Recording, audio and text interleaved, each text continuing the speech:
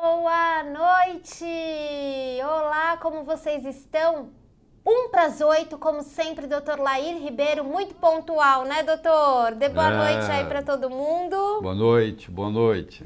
Boa noite, pessoal do Instagram, boa noite quem está acompanhando a gente pelo canal no YouTube, boa noite para quem está no Facebook, boa noite para todos os nossos parceiros que estão em rede. Hoje a gente veio falar mais uma vez sobre um assunto super importante, né, doutor? Um assunto que tem o potencial de transformar a vida de quem está nos assistindo, sempre utilizando aquilo que a natureza nos oferece, não é isso, doutor? É a farmácia de Deus. A farmácia de Deus. E também para te trazer algumas explicações primordiais e fundamentais para que você continue na trilha da saúde e principalmente para que você não seja...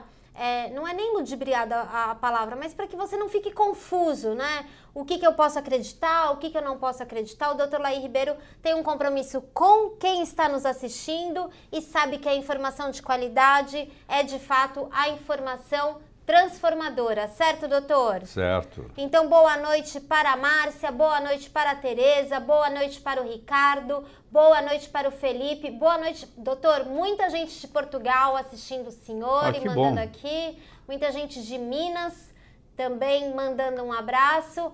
A gente vai falar hoje sobre um assunto que a questão da água com limão suscitou, né, doutor?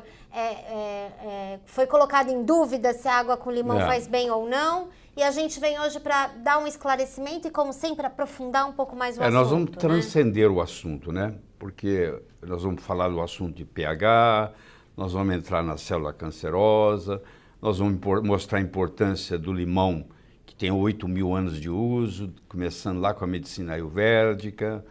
Tem muita coisa para ser conversado. A gente vai falar sobre a questão também, né, doutor, que é sobre um organismo alcalino, né, doutor? Isso. Porque a importância do pH. A importância do pH, porque muita gente se aventura a falar sobre isso e precisa de muito conhecimento. Não é um assunto fácil, Não, porque pH é um conceito matemático, né, e físico. Então, você tem que entender de logaritmo, você tem que entender de potência, você tem que entender de eletricidade. Então, é um assunto complexo de ser discutido, sim.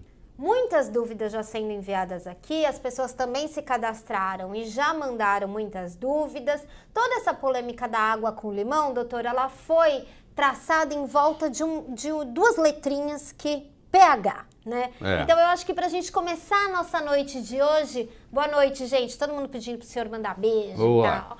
Pra gente começar a nossa noite de hoje, vamos direto ao ponto. O que significa pH, doutor? O conceito de pH nasceu em 1909, na Dinamarca, onde um químico dinamarquês de nome Søren Sørensen, ele, além disso, matemático, ele mostrou como é que ele podia simplificar para dizer qual era o potencial hidrogênio iônico de uma substância. P minúsculo, H maiúsculo, é potencial hidrogênio iônico. Então, eles estabeleceram que isso vai de 0 a 14. Se você que está aí me assistindo entende do assunto, vai dizer assim, mas tem substância que tem pH menor que 0? Tem. Tem substância que tem pH maior que 14? Tem.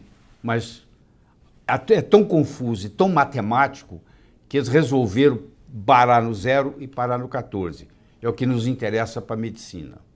Então é assim, se o pH é 7, o pH, a base dele é logarítmica. É um processo logarítmico com a base 10.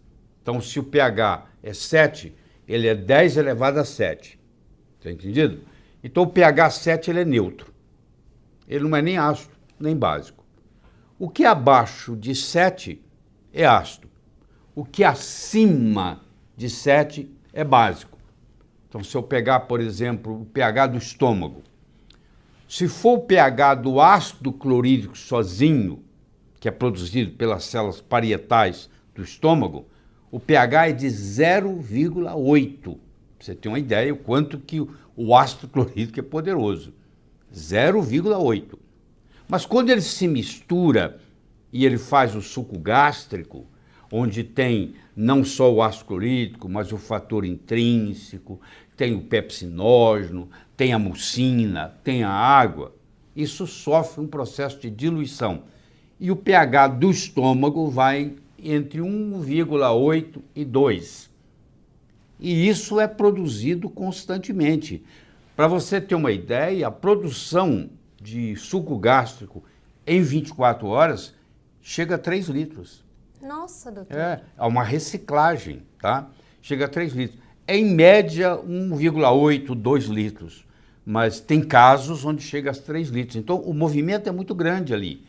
E o estômago está acostumado a lidar com isso, porque o estômago tem um muco que é produzido que protege. Por que esse pH não ataca a parede do estômago? Porque tem uma proteção.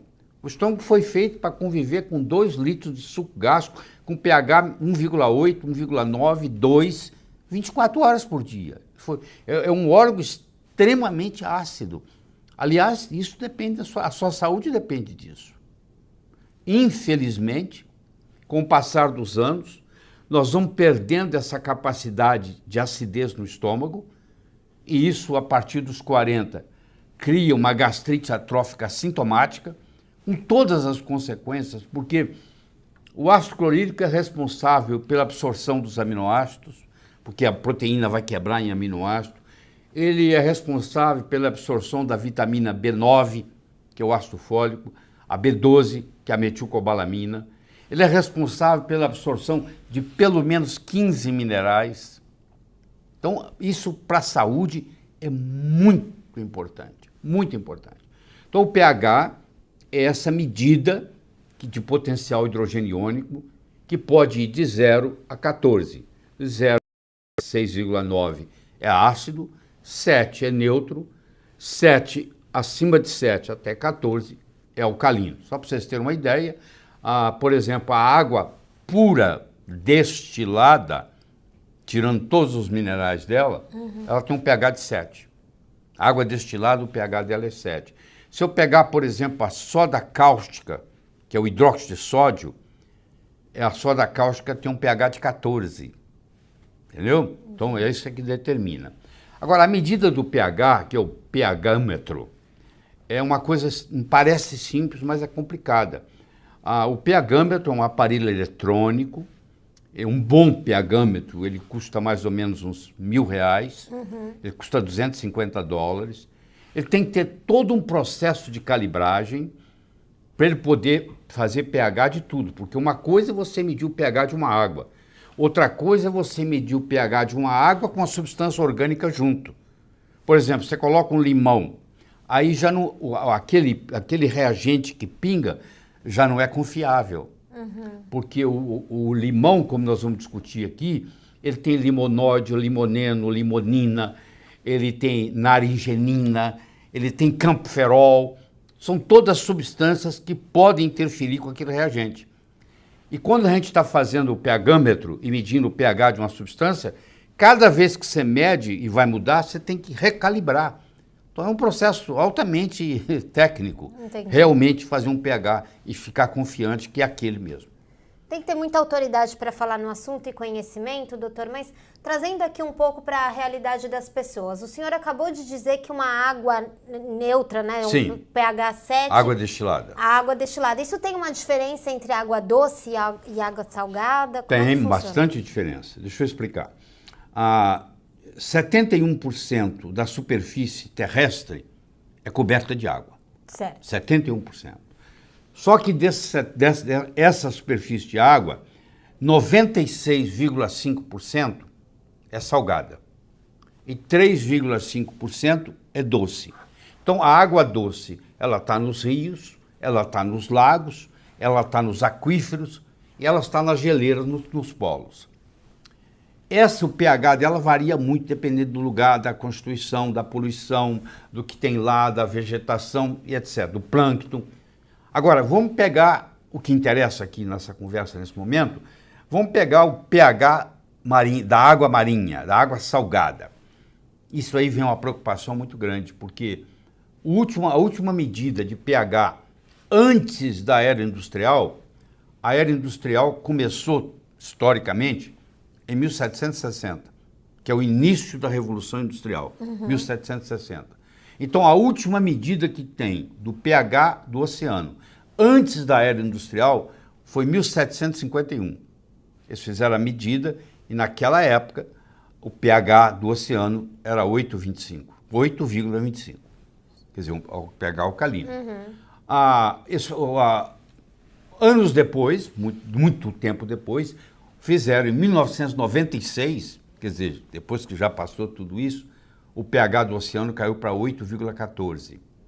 Então, do mesmo modo que está havendo um fenômeno de estufa, do mesmo modo que aumenta a concentração de CO2 na atmosfera, está havendo uma acidificação do oceano.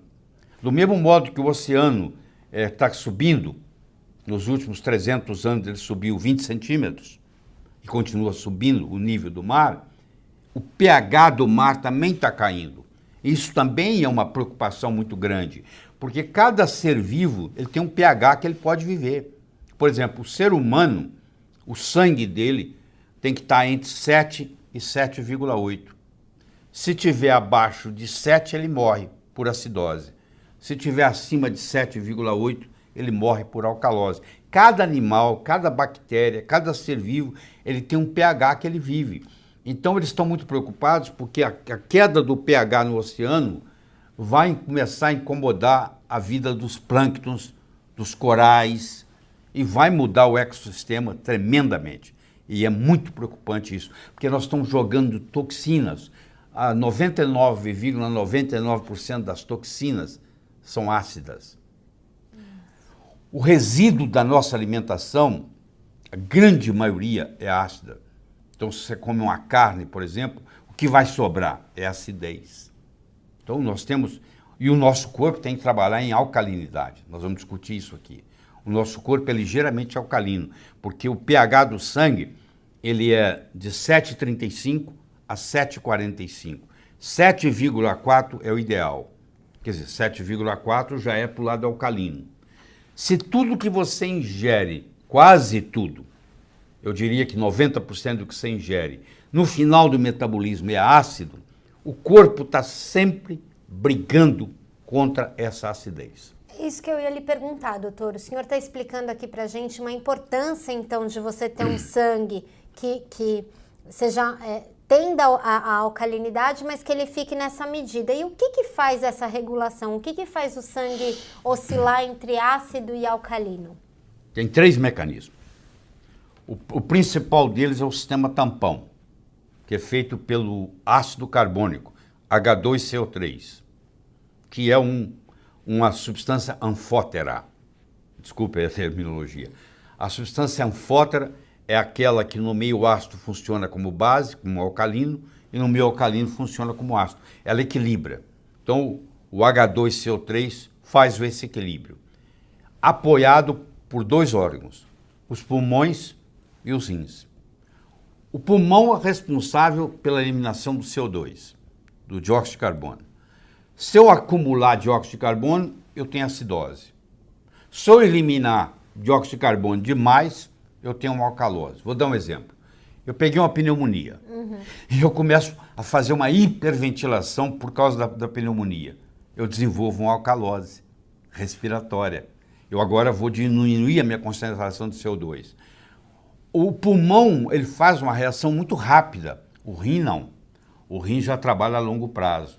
Enquanto o pulmão pode consertar a coisa em questão de minutos, o rim é questão de horas ou dias para fazer esse processo.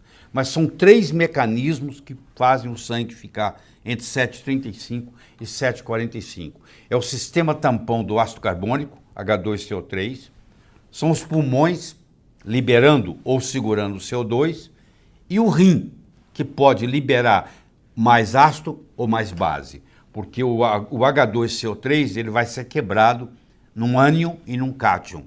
Num ânion, que é o carbono, é o bicarbonato, é o íon negativo bicarbonato, ou hidrogênio, que é o cátion, que é o íon positivo.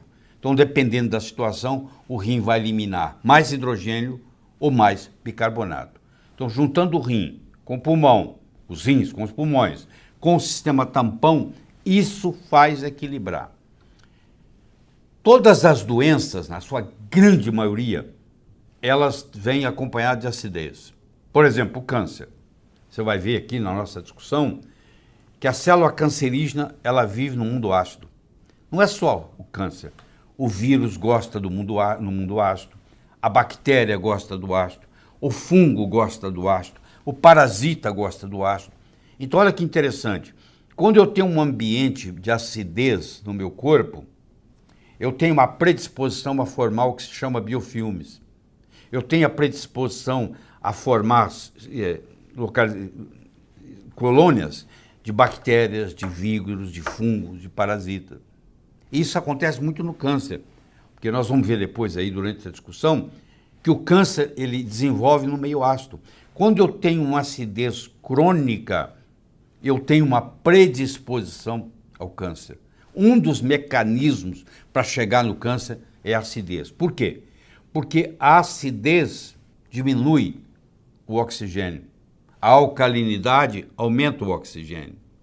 Então, se eu tiver um ambiente mais ácido, ele tem menos oxigênio. Se ele tem menos oxigênio, a célula lá que está sendo alimentada, ela começa a sofrer. E no momento que ela começa a sofrer, ela tem que tomar uma decisão. Ou ela morre, ou ela muta. Ou ela vira um rebelde, ela já não pertence mais àquela comunidade e ela agora é independente. É a célula que nós vamos conversar, é a célula cancerosa. E ela vive num ambiente ácido. Se você der alcalinidade para ela, ela morre. Então, por exemplo, o Dr. Brewer, ele tem um mecanismo onde ele trata câncer com césio, que é um mineral altamente alcalino, que entra na célula cancerígena e mata a célula cancerígena. É um dos modos de se tratar câncer, é aumentando a alcalinidade intracelular da célula. Doutor, e o que faz, né, o nosso corpo ficar ácido, né? O que provoca essa acidez, assim? E de alguma forma, existe algum método simples para a gente avaliar esse equilíbrio? O método mais simples que tem para você avaliar é o seguinte.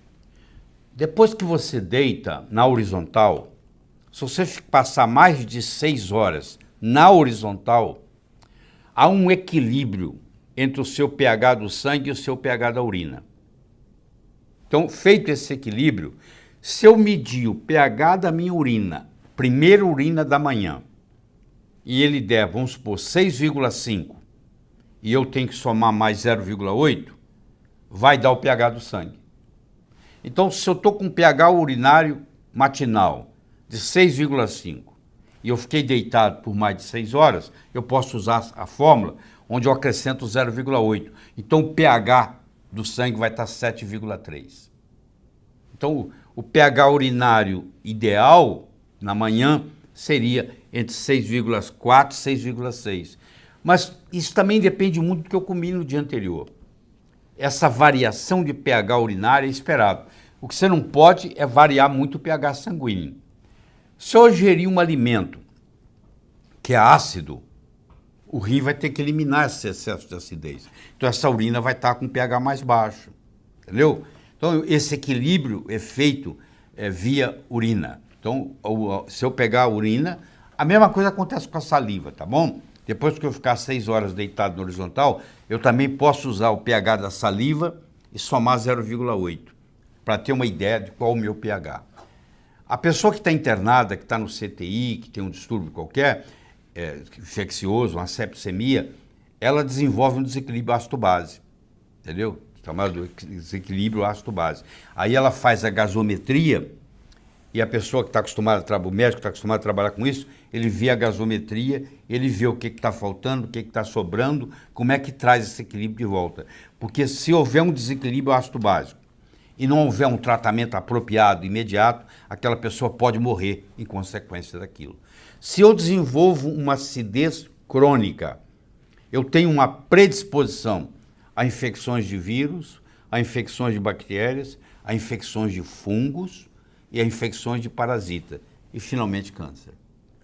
Então, o médico, em geral, ele não tem essa preocupação com o pH, porque o pH foge da área médica. O pH é uma coisa matemática, tem que entender de logaritmo, tem que entender de potência, é uma coisa biofísica, tem que entender de física. Então, quando você não entende de uma coisa, você prefere deixar para lá. Mas é um assunto extremamente importante. Doutor, então vamos chegar num assunto que nos trouxe até aqui. Diante de tudo que o senhor está falando, o limão é ácido, então eu não vou ingerir o limão. Pois é, então deixa eu começar com o limão. O limão, se você entrar, a medicina mais velha que tem, chama medicina ayurvédica. Ela tem 8.000 anos de manuscrito. Se você for nos manuscritos indianos da medicina ayurvédica, que um terço da população do mundo ainda usa a medicina ayurvédica, o limão já estava lá como uma abordagem medicinal. Se você for na medicina tradicional chinesa, que você tem relatos de 5.000 anos, o limão já estava lá como uma fruta medicinal. Se você for na medicina árabe, na medicina grega, na medicina romana, o limão já estava lá. Mas vamos pular isso tudo e vamos para 1770. Em 1770, o Dr. James Lind, L-I-N-D, era um médico da Marinha Naval, do Sistema Naval Inglês, da Marinha Inglesa, britânica. E naquela época, em volta de 1770, que é quando esse estudo foi feito, que é o primeiro estudo, não foi duplo cego, mas foi randomizado e controlado, era o costume da esposa do marinheiro, quando o marinheiro ia sair para uma viagem transatlântica, a esposa ia levá-lo até o porto, até o navio. E ela levava uma muda de roupa com ela. Olha que interessante. Ela despedia do marido, que aquilo era tudo masculino, não tinha nenhum marinheiro feminino. O marido entrava no navio e tinha uma casinha onde ela ia trocar de roupa. Ela saía de lá de luto. Ela voltava para casa de preto. Por que ela voltava para casa de luto? Porque a chance do marido morrer na viagem era mais do que 50%. Nossa. Ou porque eles iam encontrar o fim do mundo, iam cair, era o conceito que se tinha na época da Terra plana, ou porque ele ia morrer. Hoje nós sabemos de escorbuto. Como eles não podiam levar alimento fresco, eles levavam um alimento que não é fresco, que pode ser guardado. Então, a vitamina C só está no alimento fresco. Então, os marinheiros desenvolviam uma deficiência de vitamina C. E a doença chamava escorbuto. E o escorbuto cai todos os dentes e a pessoa perde a vida por sangramento. Ela sangra até morrer. Então, era comum você sair com 200 marinheiros e voltar com 100, porque metade da tripulação morria de escorbuto. Pois bem, o Dr. James Lind, um dia conversando com uma pessoa, ele disse, se você não sabia que ela chamava escorbuto, não tinha sido descoberta a vitamina C, nada disso, nós estamos falando de 1770. E o indivíduo falou, se você fizer a seguinte experiência, se você der limão para esses marinheiros, eles não vão desenvolver escorbuto, eles não vão morrer. Então o que o James Lind fez? Ele levou limão na viagem e ele dividiu a tripulação em 50-50. Metade da população ele deu meio limão espremido de manhã na água e metade ele não deu nada, só deu a água. É a primeira experiência clínica registrada no mundo. E, para surpresa dele, aqueles que ele espremeu metade do limão, nenhum morreu. Nenhum. Ninguém teve escorbuto. E o outro, 40%, quase 50%, morreu de escorbuto.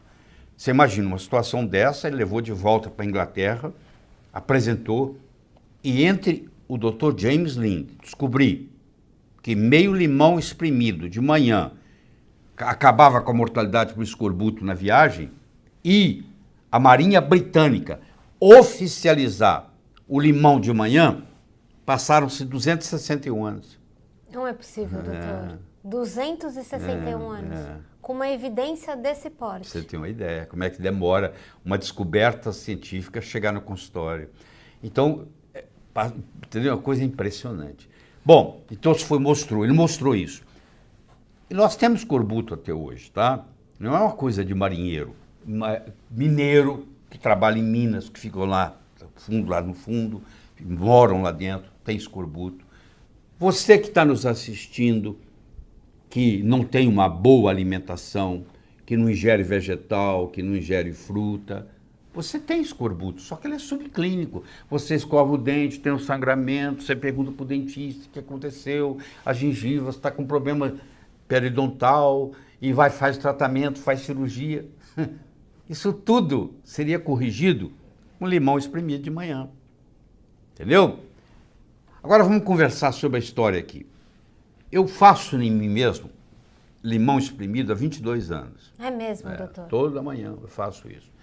Eu recomendo você que está me assistindo fazer o teste, pô, porque nada fala mais alto do que resultado.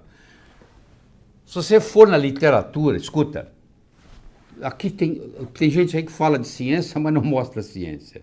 Então vamos lá. Se você entrar no Amazon.com e digitar em books, lemons and limes. O lemon é o limão galego. O lime é o limão Tahiti. Então é lemons and limes, porque o limão Tahiti, aquele verde, na realidade o nome dele é lima. A gente chama de limão, mas é lima. Você tem o limão galego, você tem o limão Tahiti, você tem o limão rosa, que é o limão cravo, você tem o limão siciliano, esses são 4 dos 15 mais conhecidos. Entendeu? É muito grande o número. Bom, se você entrar no Amazon.com e na seção de books, de livros, e digitar lemons and limes, você vai ter mais de 200 livros sobre limão. Todos falando bem e todos vão chegar a essa conclusão que eu estou recomendando para você aqui da água com limão. Bom, se você entrar no PubMed, que é onde os médicos, a grande maioria, procura as suas fontes científicas, e digitar Lemon and Health, limão e saúde, você vai encontrar mais de 2.000 artigos científicos mostrando quanto que o limão, a água com limão, faz bem para a saúde. Se você entrar no PubMed e digitar Lemon and Cancer, porque você vai ver que daqui a um pouquinho nós vamos chegar lá, você vai ver por que o limão é tão bom para prevenir câncer, você vai encontrar mais de 1.400 artigos científicos. Não acredita em mim não, poxa. Vai lá e testa, pô. Entra no Amazon.com, Lemons and Limes, nos livros, vai no PubMed, Lemon and Health e Saúde, vai no PubMed, Lemon and Cancer. Tira a sua conclusão lá, não precisa acreditar em mim. Não acredite em mim, vai lá e teste. Bom, então você vê a importância disso. Isso não é uma brincadeira. Para eu trazer uma orientação dessa, você vai dizer assim, mas e o pH? Bom, primeiro que está diluído, tá? Mas vamos imaginar que o pH do limão chegasse no estômago com 2, que é 2,1, 2,2, que é o limão. E daí? O suco gástrico, 2 a 3 litros em 24 horas. O estômago está acostumado a lidar com isso o tempo todo, a vida inteira. Você acrescentar 5 ml de limão, eu só não recomendo você tomar o limão puro, não é por causa do problema do estômago. Eu não recomendo você tomar o limão puro, porque o limão puro, para chegar no estômago, ele vai passar pelos dentes, ele vai passar pela boca, ele vai passar pelo esôfago, e o pH do esôfago é 7. Então vai irritar, é claro que vai irritar. Mas na hora que cair no estômago com um copo d'água, acabou. Está no pH que o estômago foi feito para viver 24 horas por dia com suco gástrico, 2 a 3 litros por dia, fazendo isso. É a função do estômago. Aliás, quando você diminui a sua produção de ácido clorídrico no estômago, isso acontece a partir dos 40 anos, foi quando você realmente começa a envelhecer, é aí que vem o grande problema. Porque você não vai poder mais digerir proteínas como você digeria antes, você não vai poder absorver ácido fólico, você não vai poder absorver metilcobalamina, você vai deixar de absorver 15 minerais importantes e etc. E o limão, além dele ter 7 minerais alcalinos, nem todo mineral é alcalino, tá? Mas sódio, potássio, magnésio, cálcio, zinco, cobre, ferro, que são os minerais do limão, eles são todos altamente alcalinos. Pra você ter uma ideia, o limão é a única substância, o único alimento que tem a relação potássio-sódio 51 vezes. A maioria dos alimentos tem sal demais, tem sódio para potássio menor. Esse tem isso feito por espectrometria de massa. Você pode entrar no Google, procurar a espectrometria de massa do limão, feito pela USP, tem até em português, vai te mostrar a composição de tudo. Tem 21 ácidos. Um deles é o ácido ascórbico, que é o nome químico, científico para a vitamina C. E o outro importante é o ácido cítrico, que vai ter uma série de outras funções no sangue. Isso sem falar a naringenina, o camperol, os limonoides, os limonenos, as limoninas. Você quer que eu continue ou pare aqui? E cada uma dessas substâncias, uma vez absorvida, tem uma propriedade fisiológica importante. É igual a história do ovo. Quando eu falava que o ovo, você tinha que ingerir ovo, como eu ingiro, também há mais de 30 anos, para vir para cá, eu ingeri 2 ovos cozidos. Olha só, que é uma coisa simples, barato, fácil. Tudo que a vida precisa está no ovo, está ali. Dali vai sair um pintinho, tem tudo ali. Do mesmo jeito eu falo com limão, é simples, é barato, é fácil. Só que no momento que você cortou ele, você tem 10 minutos para ingeri-lo. Porque do contrário ele perde as propriedades todas. Não tem essa história de fazer e guardar. Ah, eu vou cortar o limão metade de manhã, não, joga fora, corta outro. Não pode ficar essa história de guardar o limão. Isso é igual a maçã, você cortou ela, ela oxida. Aí perde as propriedades. Doutor, assim, os comentários aqui, falando das pessoas, o que elas sentiram depois que seguiram a sua orientação, de tomar uma água com limão, o quanto que isso melhorou e tal, mas também, doutor, a gente também tem que dar uma chance para quem está tendo acesso a esse conhecimento pela primeira vez. Tá, deixa eu só falar uma coisa aqui. Você começou a tomar água com limão. Se por um acaso acontecer de começar a te irritar, vai para meio limão. Se continuar irritando, vai para 1/4 de limão. Qual o problema? Você faz com 1/4 de limão, aí você vai pegar o jeito, seu estômago vai melhorar, vai haver uma cicatrização, você vai... Porque o estômago tem que viver com ácido clorídrico, ele nasceu para isso. O problema é quando você toma omeprazol e você tira esse ácido clorídrico da sua vida. Esse é o grande problema, que nós podemos passar uma live inteirinha sobre isso, que é o grande problema do Brasil. Que todo mundo, a cereja do bolo é o médico receita, e omeprazol. Você não tem ideia o mal que isso faz, você não tem ideia. Gente, não, gente. Espera, deixa eu falar. Claro que se você operou do trato digestório e você vai poder tomar seu omeprazol por 30 dias. Claro, tudo tem o seu momento. É a mesma coisa que você fez um peeling, eu te recomendo você não ir no sol, porque você fez um peeling.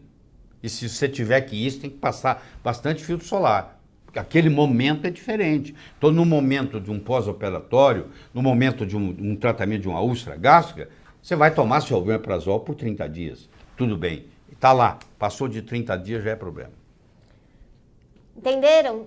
Então, gente, água com limão e cachaça não, né, doutor? Não é disso que a gente está falando. Porém, as pessoas estão perguntando se, mesmo tendo gastrite, mesmo tendo queimação, elas podem tomar água com limão? Eu digo, porque se você começar a ter queimação, significa que a dose está demais.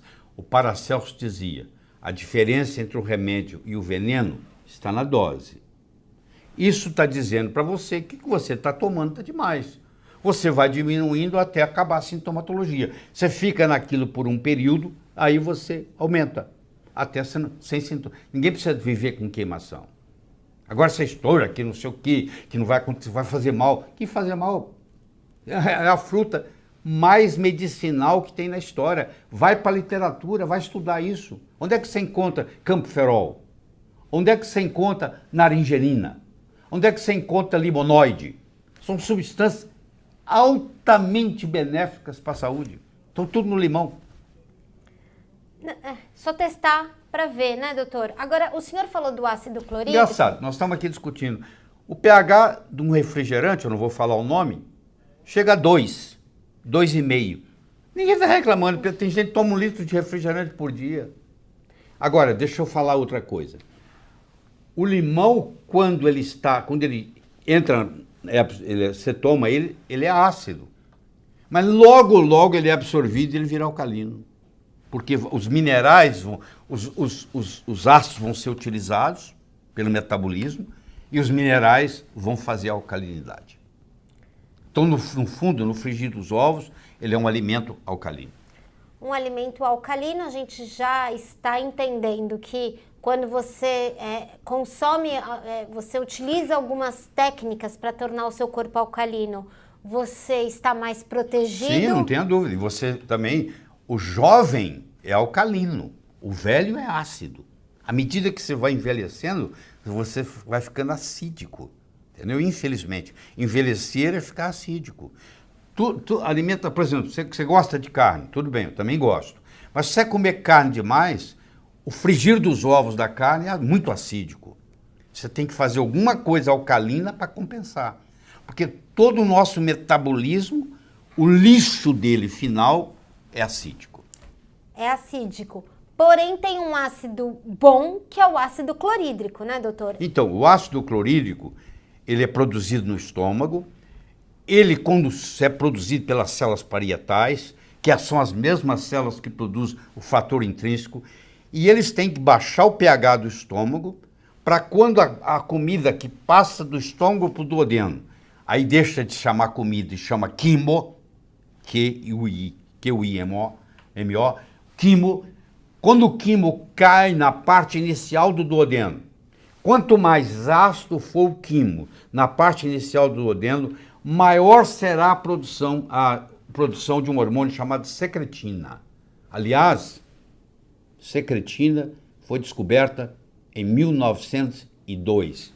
É o primeiro hormônio descoberto no ser humano. Foi a secretina, que é produzido pelas células S da parte proximal do duodeno. E a secretina tem como função estimular a produção da cistocinina, que é a CCK, que vai liberar a bile, lá da vesícula biliar, e a secretina, escuta, vai liberar o suco pancreático, que vem junto dele, além das enzimas digestivas, vem bicarbonato. Olha que coisa interessante. Enquanto o estômago tem um pH 2 ou menos que 2, 1,8 em muitos casos, já o pâncreas é um órgão altamente alcalino e produz um suco que tem um pH de 8. E quanto mais ácido chegar na parte proximal do duodeno e estimular a secretina, mais suco pancreático é produzido. Olha como é que a coisa se equilibra. Esse equilíbrio tão bonito que a gente pode... Você sabe quando você estuda o corpo humano com profundidade, você não consegue ser ateu mais? É mesmo? Ué, porque a inteligência é tão grande que tem ali, que você fala assim, tem que ter uma inteligência maior para poder colocar tudo isso, meu Deus. Não pode ser. Entendeu? Entendi. Quando você se aprofunda profundamente na ciência, você chega à conclusão que existe uma força maior para coordenar tudo isso. Que coisa bonita, doutor. Por falar nisso, queria que o senhor... Quem está nos assistindo, né? As pessoas estão muito satisfeitas com as explicações, né? Elas já estavam com a tranquilidade de seguir essa sua orientação com relação à água com limão há muito tempo, então... Não, isso eu venho falando tem mais de 15 anos. Eu recebo e-mails e mais e-mails, você sabe disso, de pessoas que usaram e mudaram a vida. Sim. Eu acho que você deve para você essa chance. Se você está com medo de começar, começa com meio limão. Começa com 1 quarto de limão, para você ver como é que acontece. Principalmente você que está tomando omeprazol.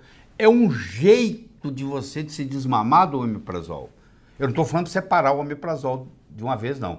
Porque, infelizmente, eu não tenho tempo de explicar aqui, mas quem está tomando omeprazol criou uma certa dependência. Então, um jeito de eu desmamar, eu começo a fazer o desmame pelo limão. Agora, doutor, o senhor aqui explicou um pouco como é que a célula cancerígena vive, que ela precisa desse meio ácido. O senhor começou a falar aqui, né, que a mistura de água com limão, ela tem esse poder de tornar o corpo mais alcalino. Tudo isso pode me levar a uma sensação de que, ao contrário do que a gente vê por aí, podemos ter boas notícias sobre o câncer, doutor? Bom, primeiro deixa eu explicar o mecanismo da formação do câncer. O câncer se manifesta onde uma célula se torna rebelde, não escuta mais as ordens das outras, não trabalha mais em comunidade e a finalidade dela é sobrevivência. E para fazer isso, ela muda o modus operandi dela. Ela agora só gosta de comer açúcar, tá? Só açúcar, e algumas células gostam também, de cancerosas também gostam de glutamina, mas a maioria gosta, todas gostam de açúcar. Elas aumentam o consumo de açúcar em até 19 vezes, comparado com uma célula normal. Elas fecham a função mitocondrial da fosforilação oxidativa e passam a produzir, a ter um metabolismo anaeróbio, ou anaeróbico, as duas palavras estão certas, e ela vai gerar ácido láctico.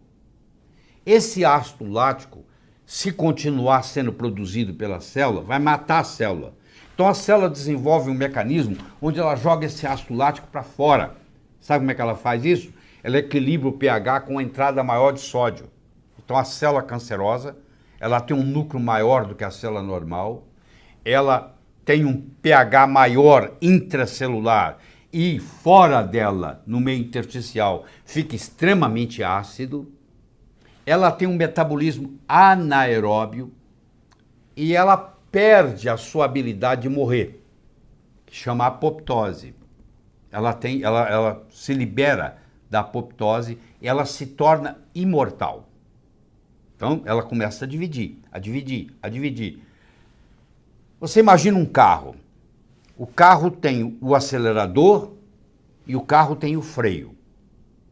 Se eu acelerar com o acelerador e pisar no freio, eu não saio do lugar. Concorda? Bom, então o câncer é assim, ó. Tem o distúrbio metabólico que ocorreu no câncer, que vai provocar uma mutação do gene. Então o gene, que era um proto-oncogene, vai virar um oncogene. Esse gene agora vai falar com essa célula para proliferar a divisão. Então é uma atividade proliferativa. Mas aí vem o freio e freia isso. Se isso aqui se equilibrar, o câncer não desenvolve. Enquanto isso está havendo reparo do DNA. Porque eu tenho três coisas. Eu tenho a proliferação, eu tenho a supressão e eu tenho a reparação. O Dr. Bruce Ames, que é um grande cientista americano, 90 anos de idade, continua trabalhando, ele fez uma estimação de que o nosso DNA recebe uma média de 10 mil golpes por dia para mutar.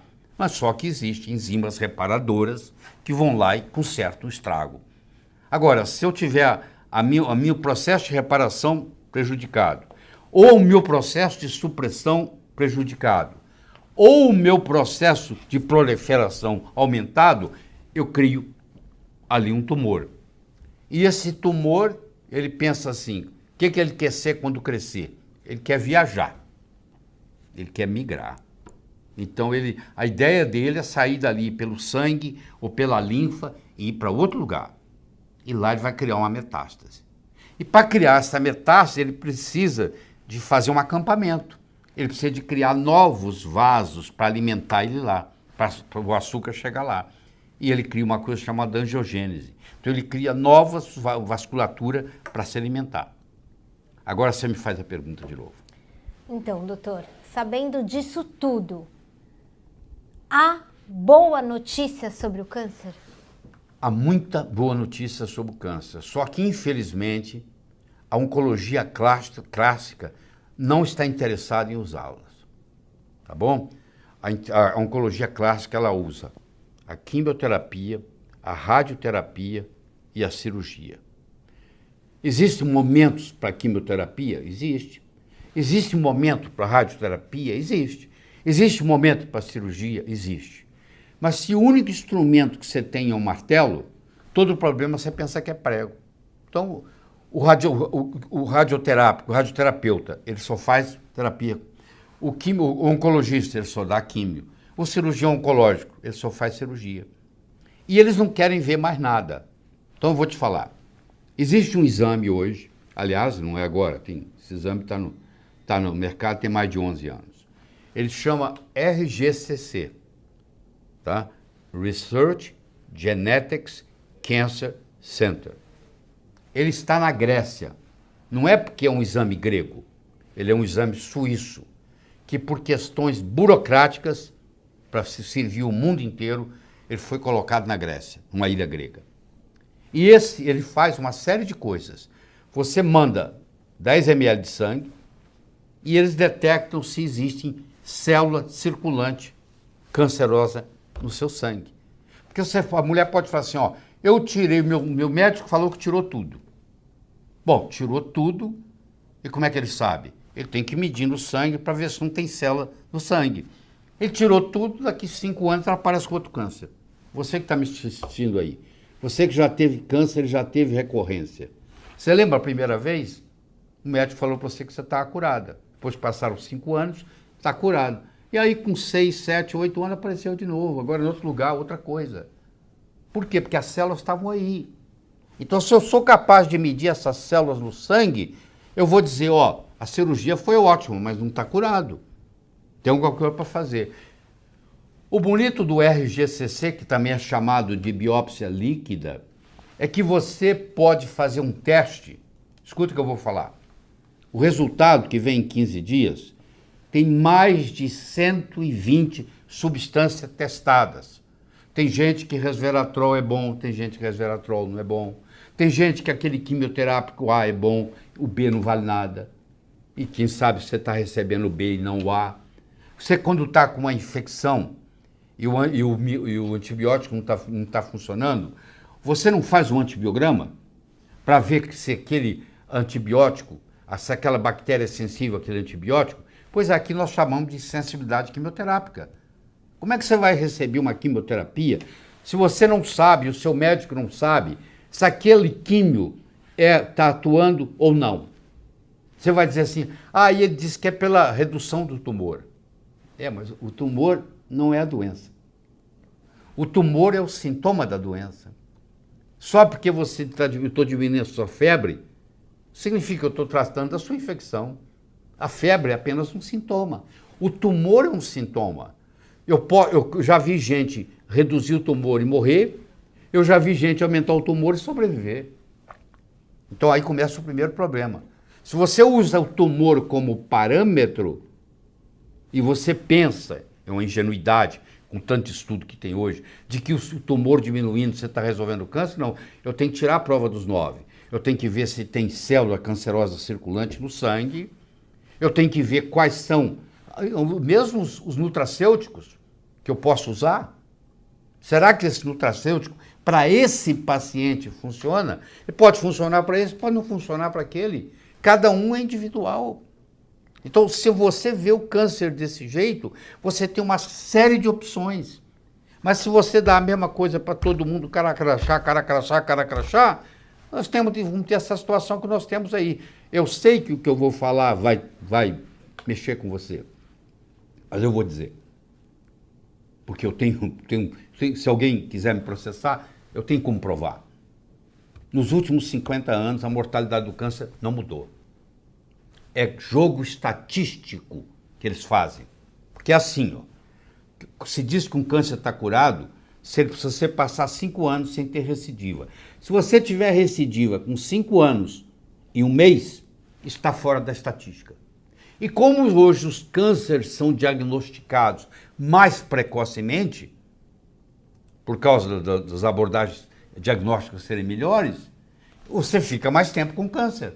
Então é mais fácil você completar os primeiros 5 anos. Então dá-se a impressão, para quem não entende de estatística, de que a mortalidade diminuiu. Não é verdade. É verdade, sim. Existem alguns tipos de câncer que, sob algumas medicações, tem melhorado a mortalidade. Mas esses são mais exceções do que regra.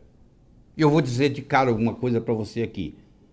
Só porque o remédio é mais caro, ele não vai funcionar melhor. Em oncologia, não existe correlação entre o preço do remédio e a sua eficácia. Guarda isso. Porque a família está desesperada e tem aquele remédio caro que vai vir dos Estados Unidos. Ele não vai resolver o problema. Estou cansado de ver. Então não existe em oncologia uma correlação entre o preço do remédio e a sua eficiência. Espero que você não tenha que testar isso na sua vida. Doutor, está ficando muito séria essa conversa. Está ficando séria essa conversa e eu acho que a gente pode, para todo mundo que está nos assistindo, provavelmente a gente está um recorde aqui de pessoas de forma simultânea que estão nos assistindo. Quero agradecer a audiência de todo mundo. Ao mesmo tempo que não há essa relação entre medicamento caro e efetividade, existem opções simples que podem solucionar um problema como esse? Existem. Você vai ver que o câncer, ele tem múltiplas causas. Portanto, o tratamento é multifatorial. O andorinha só não faz verão. Você vai perguntar assim, ozônio cura câncer? Não. Ozônio é bom no tratamento do câncer? É. Coadjuvante. Mas a base de tudo, a base, você quer a base? A base, meu amigo, é a dieta. Se você vai continuar tomando seu sorvete, que está alimentando o câncer, se você vai continuar bebendo seu refrigerante, se você vai continuar comendo proteína animal, seu tumor vai continuar crescendo, querido. Você pode fazer o que você quiser, entendeu? Se você não mudar a sua dieta, nada acontece. Então, a coisa mais importante de tudo no tratamento do câncer é a dieta. Mas você vai num médico clássico oncológico e pergunta, e aí, doutor, o que eu posso comer? O que você quiser. Ou seja, eu peguei um peixe que está no rio contaminado do Tietê, e porque ele está no rio contaminado do Tietê, ele desenvolveu um tumor hepático no fígado. Eu tiro esse peixe da água, coloco ele lá, preparo, tiro o tumor dele, opero e jogo ele de volta no rio Tietê. O que você acha? Eu joguei ele de volta no ambiente onde causou câncer. Eu tenho uma analogia que eu falo o seguinte, vê se você gosta. Você imagine se eu cortasse todas as árvores da floresta amazônica. Sabe o que ia acontecer? Macaco ia embora, onça ia embora, todo animal de floresta ia embora. E o animal de deserto ia mudar para lá. Se eu mudei o terreno biológico, o câncer vai embora. Agora, se eu continuo com o terreno tumoral que gerou o câncer, eu corto aquele e vem outro. Você está me entendendo? E você tem que usar essa doença como evolução. Eu já vi muita gente na área de cardiologia, eu já conversei com muita gente que, na época que eu atuava, que dizia assim, doutor, a melhor coisa que aconteceu comigo foi esse infarto no miocárdio que eu tive. Porque hoje eu dou valor à vida, hoje eu cuido dos meus filhos melhor, eu tenho mais carinho, mais atenção, mais paciência. A mesma coisa acontece com o câncer. O câncer pode ser extremamente pedagógico. Agora, você tem que estar com a mente aberta de que você vai enfrentar uma batalha, você precisa de gente que ajude você nessa caminhada. Você vai passar por um processo de 8, 10 meses, que é duro, que é difícil. A mente tem que estar muito bem preparada, entendeu? Você tem que fazer um detox muito grande, porque nós vivemos num oceano de toxina. O que causa câncer? A desnutrição, a intoxicação, o estresse e o conflito emocional, infecções, muitas delas dentárias, entendeu? E uma pequena porção genética, 10%. 5 a 10% é genético. O resto é por nossa conta. Então você não é refém da sua hereditariedade. Você pode mudar isso. Tá bom?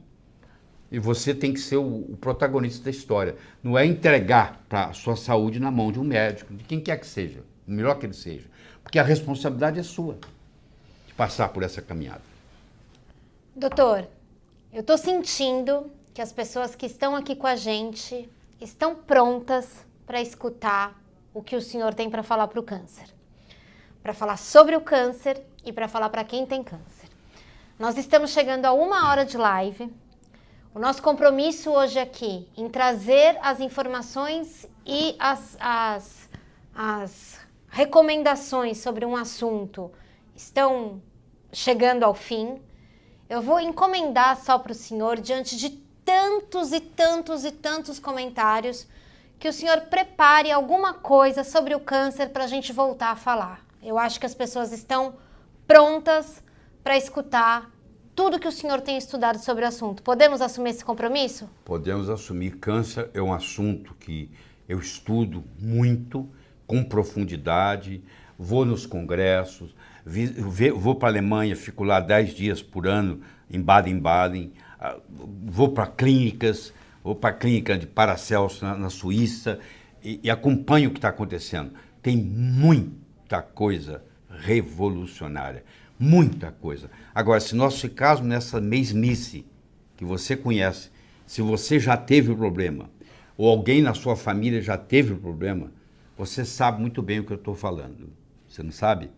Você sabe o que eu estou te dizendo, o que está acontecendo. Você já passou por isso. Isso tem que mudar. Chegou a hora. Vitor Hugo dizia que quando chega, nada é mais forte do que uma ideia quando chegou o seu momento. Eu acho que chegou o momento onde o médico tem que entender que existe mais de um caminho que leva a Roma. Porque aqui no Brasil você é o médico que tentar fazer qualquer coisa diferente, ele é apedrejado. Ele tem que fazer a mesmice, mesmo que o paciente morra. Se ele seguir o protocolo, não tem problema. E tem câncer que vai morrer de qualquer jeito, tá bom? Isso depende do estágio do câncer que você chega. Mas uma coisa é morrer. Outra coisa é morrer com dignidade. Porque morrer, todos nós vamos morrer. Eu não sei você, mas o que eu peço hoje a Deus é que eu tenha uma morte tranquila. Porque eu acho que a melhor coisa, o melhor presente que você pode ter nesse mundo é ter uma passagem digna. Né? Ter uma passagem digna no momento que chegar a sua hora. E isso nós temos que levar em conta. O que adianta eu matar o câncer, mas matar o paciente que também é dono do câncer? Ah, mas eu matei o câncer. Você matou o paciente. Porque muitos do que é usado hoje, ele destrói o sistema imune de tal jeito que abre perspectiva para ter novos cânceres chegarem. Tem outras perguntas aí. Vamos mais uns 20 minutos. Vamos mais uns 20? Então tá ótimo. Doutor, as pessoas estão perguntando aqui. Tenho câncer, importa o estágio que eu diagnostico o câncer para ter cura ou não? O que pode fazer a diferença num tratamento, doutor? Existe uma coisa chamada point of no return. Chega um momento que às vezes já não tem mais jeito, mas você pode ter o resto da sua vida com dignidade. Você pode, porque o tratamento do câncer devia ser avaliado assim, a longevidade e a qualidade de vida. Então eu fiz o meu tratamento, eu vivi mais 3 anos com qualidade de vida. O que adianta eu viver mais 3 anos sofrendo, com dor, com fralda, entendeu? Internado, sem nada. O que adianta eu fazer isso? Absolutamente nada. Então eu tenho que ter longevidade, tenho que aumentar a minha sobrevida com qualidade de vida. E isso a gente poderia discutir 10, 15 horas seguidas. A quantidade de abordagens diferentes que existem sobre o assunto. Aliás, você, meu aluno, que está aí me assistindo, eu sei que tem muitos alunos do pós-graduação que estão aí, eu quero dizer para você que também estou com saudade de você. Então, vamos voltar agora dia 2 e 3 de fevereiro e você vai ter comigo lá o sábado e o domingo inteiro, só sobre câncer. Nós vamos discutir isso lá com profundidade. Doutor, as pessoas também perguntam, né, um pouco sobre a sua trajetória profissional, né, como é que o senhor tem tanto conhecimento sobre várias áreas também, né? O câncer sendo uma doença multifatorial precisa dessa trajetória toda, né, doutor? Então, eu sempre fui autodidata, tá? Eu descobri que o jeito de você, do céu ser o limite, é você ser autodidata, porque Se eu dependo de um mestre para me ensinar, eu vou até onde o mestre vai. Agora, se eu tenho tempo, tenho condição financeira e tenho habilidade, qualquer assunto que eu escolher, eu já estudei mais de 600 horas de câncer. Mais. Tá? Mais de 600 horas. Eu tenho lá mais ou menos 1.400 slides de câncer que eu fiz, vendo tudo que tem no mundo, entendeu? Tudo que tem no mundo. Então, já converso com as pessoas, ligo para os grandes mestres que trabalham com câncer, converso com eles, troco ideias. Então, isso aí dá um conhecimento. Eu não preciso estar no dia a dia, no consultório, olhando o paciente, entendeu? Aliás, eu não tenho consultório. Por essa razão mesmo, para ninguém me incomodar. Eu estudo o dia inteiro, estudo 8, 10 horas por dia, incluindo sábado e domingo, entendeu? A minha vida é para isso. E qualquer assunto que você me der, eu vou em profundidade e apresento ele para você e você vai aprender alguma coisa nova comigo. Tá certo. O doutor disse aí que tá com saudade do pessoal da pós e volta no primeiro final de semana de fevereiro, não é isso, doutor? Dia 2 e 3. Ótimo. Doutor, queria só aproveitar a oportunidade para agradecer a todos os nossos parceiros que estão aqui em rede hoje, né? O pessoal do Mioc tá tendo, o pessoal do Júnior Alac, o pessoal do João, da Ópera, o canal Nutrição e Alimentos. Queria mandar um abraço para o Ricardo também. É muita gente, doutor, com muitas e muitas e muitas questões. Eu acho que a gente precisaria organizar uma semana inteira para falar sobre câncer e para trazer todas essas mensagens que o senhor está Deixa eu só falar mais uma coisinha aqui. No meu site, www.lairibeiro.com.br, você vai encontrar lá a minha bibliografia, na plataforma Lattes do Conselho Nacional de Pesquisa, lá está o link, e a própria bibliografia está lá, o meu currículo. E não só está lá meu currículo, como está todas as publicações, que chegam um total de 149, publicados em revistas internacionais indexadas. Lá está o artigo, lá está o abstract, está tudo lá, entendeu? Fiz questão de colocar tudo lá, porque aqui no Brasil tem tanta mentira. Ele fala isso. Eu falo e mostro, pô. É só você entrar no meu site e ver minhas publicações. Quero saber se você conhece algum currículo médico de alguém que tem o que eu tenho. Entendeu? Eu morei 17 anos nos Estados Unidos, trabalhei em 3 universidades americanas, fui diretor médico da Merck, fui vice-presidente da Novartis, conheço a parte da indústria farmacêutica, lecionei medicina em 22 países como professor convidado, publiquei 45 livros, estão espalhados pelo mundo inteiro, em mais de 40 países, tem livro traduzido para 9 idiomas, e tem essa publicação que é médica extremamente rica. Você, para publicar 149 trabalhos no exterior, não é brincadeira, tá? Você tem que estar muito ligado à ciência. Se você está aqui com a gente até agora, além de agradecer a sua audiência, eu vou te fazer um convite. Aqui no link da descrição, né, que você pode ver se você está no YouTube, né, o pessoal que está no Instagram é o link que está no perfil, no Facebook é o link que está aqui também. Você pode ter acesso ao nosso infoproduto, o Palavra do Dr. Laí Ribeiro, que ele preparou fresquinho para você, água com limão e outras 6 oportunidades para você caminhar para a autocura. E se você adquirir hoje o Palavra do Dr. Laí Ribeiro, nessas publicações resultantes de tantas horas de estudo, você tem um livro, né? Um livro que não está à venda em nenhum lugar, que fala de dieta, que fala, enfim, de todos os caminhos que têm o potencial de transformar a sua saúde, sem que para isso você precise ficar refém de um caminho único. Doutor, eu queria muito agradecer tudo que o senhor falou aqui. Eu sei que não é fácil, eu sei que é um preço muito caro que se paga, mas eu sei que o senhor também tem um compromisso e vou te pedir para o senhor voltar a falar sobre esse assunto. São milhões de comentários, doutor. Vendo tantas pessoas aqui, eu acho que é um assunto que a gente precisa voltar a falar. Pode ser, doutor? Pode, eu tô comprometido. Eu acho que o assunto câncer é um assunto de sofrimento do mundo inteiro. Eu acho que esse nosso trabalho pode fazer uma diferença, entendeu? Ninguém consegue me parar, porque eu estou decidido a fazer isso, custe o que custar, entendeu? E eu não vendo nada, eu não quero nada, eu só quero te trazer a informação para você decidir. Você tem que ser, a sua saúde, você é o protagonista. Você é o que vai dar o show. É você que tem que resolver. Você, quando vai... Antigamente, quando a gente ia fazer os americanos iam viajar para o oeste, eles chegavam em St. Louis e lá tinha os mestres de carruagem. Você tinha que contratar algum mestre, que você ia andar 3.000 quilômetros, seria atacado por índios, etc. Quem que ia te levar? Quem que ia fazer essa travessia com você até onde hoje é a Califórnia?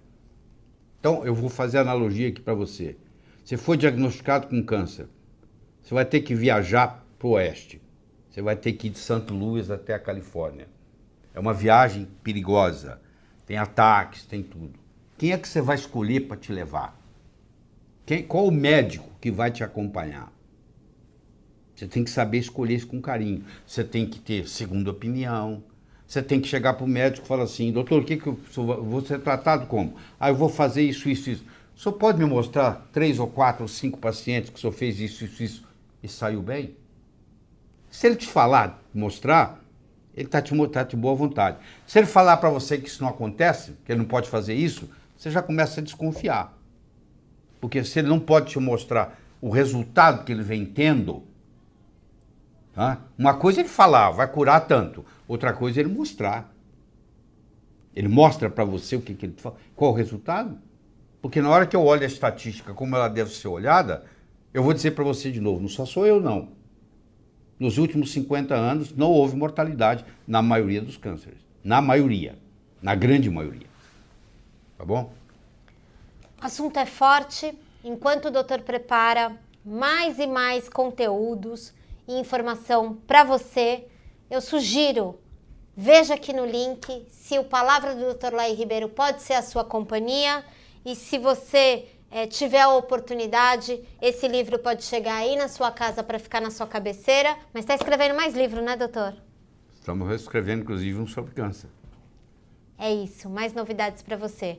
Doutor, obrigada. Obrigada por essa noite, por essa companhia. Obrigada a todos vocês. Só queria essa sua consideração final para a gente dar boa noite para todo mundo. Porque vocês estão vendo, essas lives estão ficando bem empolgantes. A gente vem para cá e eu até chego a falar mais do que eu deveria, mas que tudo que eu falo aqui, eu durmo tranquilo, porque eu fiz a minha pesquisa e eu tenho referência científica para mostrar. Nada é invenção minha, eu não preciso inventar nada na medicina. Tem tanta coisa importante para ser falada e tanta coisa que pode ajudar de uma forma simples, como é o caso do limão, que eu desafio você a ir para Amazon.com, escolher um dos 200 livros que está lá, ou ir para o PubMed e ler pelo menos o abstract, do que está das 2.113 publicações que tem lá sobre limão e saúde, tá? Ou ver lá no PubMed mais de 1.400 publicações sobre o uso do limão na prevenção, no tratamento coadjuvante do câncer. Quer dizer, não sou eu que estou dizendo isso. O meu trabalho é ir pesquisar, peneirar e trazer aqui, entendeu? Isso não é coisa do Laí Ribeiro, quero que você entenda isso. Não é coisa minha, não.